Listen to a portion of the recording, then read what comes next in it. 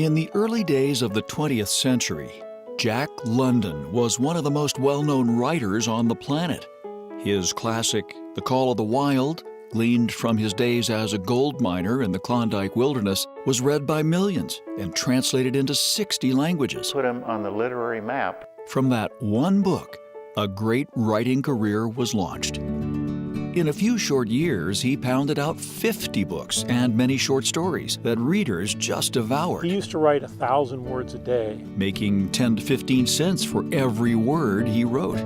He worked in a frenzy and told stories as no one else could. And all his material came from real life, his life, a series of wild adventures all strung together. He was a good writer because of his curiosity and how people lived, their thoughts, their dreams, their struggles. All of these things Jack London picked up in all of his travels. They're gripping. The pacing is generally excellent in these stories. You don't get bored reading them. His daughter Joan called his early writing hunks of raw life hammered into words. Said writer Alfred Kazin, the greatest story Jack London ever wrote was the story he lived.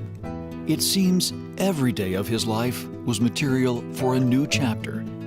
And in 1905, he settled down with his wife Charmian on a ranch in Sonoma County.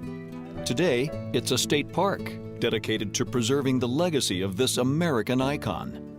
It's here visitors come to connect with Jack, to walk through his tiny cottage, see his writing desk, collections from his travels, marvel at stunning views of the vineyards and forests that frame his beloved Beauty Ranch in the shadow of Sonoma Mountain. And it's here thousands visit the home he never got to live in, the Wolf House. This was his dream house. It was destroyed by fire in 1913, crushing the spirit of Jack London. He was devastated. A century later, it appeared history would tragically repeat itself. You can knock this down, otherwise it's gone! In October of 2017, Jack's ranch was suddenly in the path of fast-moving wildfires ravaging the California wine country. What it was is a fire tsunami. None of us knew the fire could move that quickly. Mandatory evacuation order, leave your homes. You know when the firemen are leaving, you know that fire is beyond control.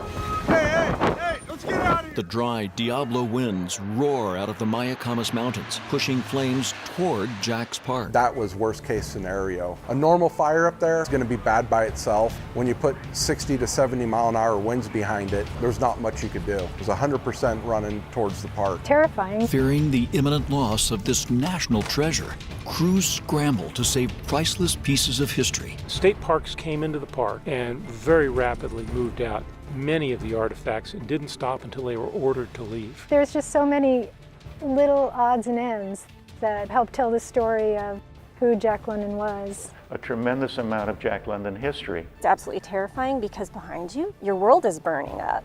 We were scared, frantic. We didn't know what to expect. It was starting to look a little hopeless. When I left the ranch, I figured I might not ever see this thing looking like it is now. It's already blown past Warm Springs Road, headed toward London Ranch Road. We thought for sure the park was gone. I was actually thinking about the park the whole time.